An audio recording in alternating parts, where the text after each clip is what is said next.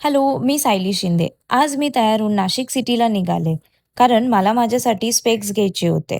पण काय झालं, मध्येच मला सेल दिसली आणि मग काय थोडं थांबायला लागलं.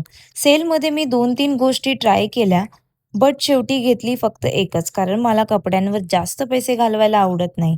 त्यानंतर मी गेले स्पेक्स सिलेक्शन करायला. बराच वेळ घालून शेवटी माझे स्पेक्स सिलेक्शन झाले.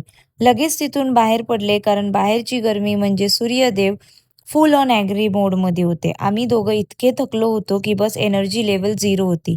मग ठरलं काहीतरी थंड प्यायचं आणि मग आम्ही पोहोचलो दुर्गा कॅफेला. इथे कॉफीसाठी नेहमीच खूप गर्दी असते. पण इतकी टेस्टी कॉफी की वेट करणं वर्थ होतं. थोडा वेळ वेट केल्यानंतर शेवटी आमची कॉफी आली.